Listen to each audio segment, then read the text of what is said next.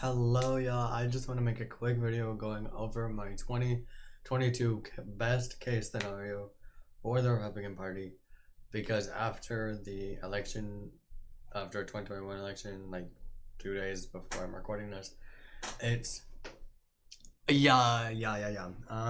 a lot of momentum for the Republican Party, but it's either there's a lot of momentum for the Republicans or it's mainly just the Democrats don't have turnout and don't have the numbers for turnout. But yeah, like I think the best case scenario for Republican Party, which could be getting there, is a 1994 sweep of everything, like of everything, like it just all levels of government. It just, but anyways, so this is my house prediction. Obviously, I don't think every California or Oregon or Washington or stuff or Colorado. I was thinking for like 1 second about whether to change the current house to around 50 more seats than they do now, like to be able to sweep 50 more seats.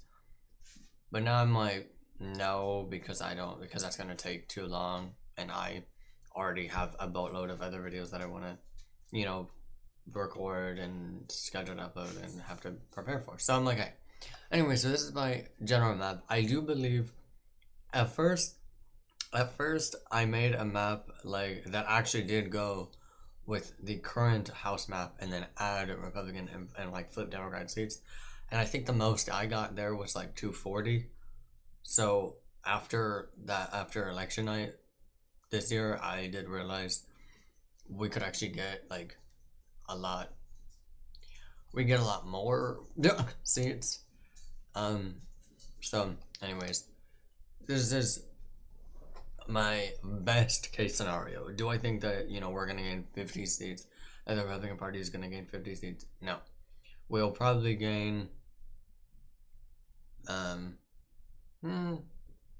We get we're getting like 30, like 30 to 40 seats. In our wave year, in the Republican wave year. And this is the best case scenario for the Senate, was 54.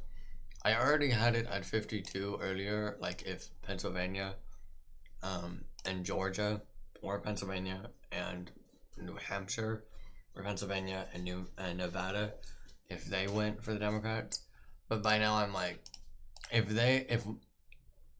Virginia moved over 10 points to the right, simply because of bad campaigning, but also like bad campaigning on Terry McAuliffe, which the Democrats, they're just doubling down on their rhetoric. So and as we see that the people don't accept it and don't like it and don't want it. Like the American people don't want what they have to say. So they're going to get crushed in the 2022 midterms. But and by the way, just because I have this, it's like deep red, and Wisconsin and Pennsylvania has deep red doesn't mean that doesn't mean that I think it's going to be over 10% margin. I imagine North Carolina could be at like 3%. Georgia would be tilled. Basically all of the all of the swing states would be tilled. Maybe Wisconsin, but if Chris Sununu runs. But at this point, if Chris Sununu doesn't run and the Republicans put up another good Republican candidate, then maybe it just, if the momentum is there. But yeah, 54 senators to the Republicans, and in 2024, the Republicans, if they play their cards right in 2022 and then in 2024, could have a 60-seat majority. So anyways, now. Governors, best case scenario for the governors. Again, I'll remind you, this is the best case scenario. It's not what actually I think is going to happen, because what I think is going to happen is probably going to be this with 32 governors. Oh no, hold on. Would be this with 31 governors. But the best case, we get Minnesota, New Mexico, and oh shoot, what was the other one? Oh, what was the other one? Oh, I don't know. But yeah, we get Minnesota, New Mexico, and I think it was another one that I was Oh, and Maine, the governorship of Maine, because I believe the 2018 gubernatorial election in Maine was won by like 6 points. Was it 6 points or was it like 8 points? It may have been like 8 points. So if we could shift that 10 points to the right, and Maine is not as liberal as Massachusetts, Connecticut, Rhode Island is, so I'm like, maybe.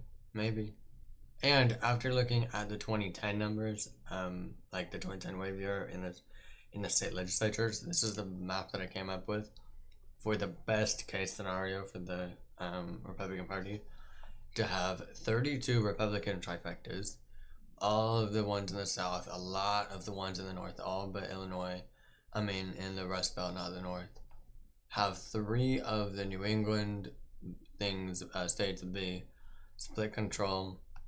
By the way, this is if the Republicans win the governorship, then it becomes split control. New Hampshire stays as a Republican trifecta.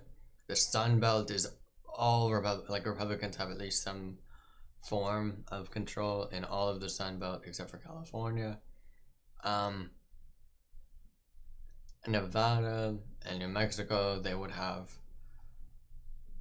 In Nevada specifically, I believe they could get a Republican House.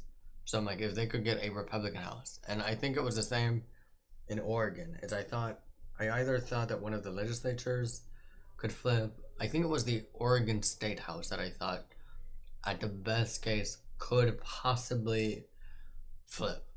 That most likely what's going to happen is going to stay a Democrat trifecta. New Mexico is probably going to stay a trifecta. And then this will be what it is. Probably. Maybe this too. No. Minnesota is already a trifecta. It's already a split control. So we go from a split control to Republicans. But yeah, this is the best. Ooh, no, hold on. And this is what I think the best case scenario is for the Republican Party. Is we have 32 Republican trifectas. Democrats have 11, and 7 split control, which means Republicans would control like 30, and would have part or full control in 39 of the 50 states, which is probably the best that the Republicans seen in a long time. I'd have to do research on that and see the parties at their height. Ooh, that's what I could do in a future video.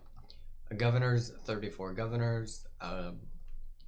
Winning, they would pick up Minnesota, Nevada, New Mexico, Maine, Michigan, Pennsylvania, Wisconsin. And Senate elections, we'd win. Well, the Republican Party would win. There you go. The Republican Party would win about 54 seats. They'd pick up Nevada, Arizona, Georgia, Pennsylvania. They'd keep Wisconsin, Pennsylvania, and pick up Nevada, Arizona, Georgia, and New Hampshire. And then the House about around 260 seats and gain around 50 seats in the U.S. House of Representatives.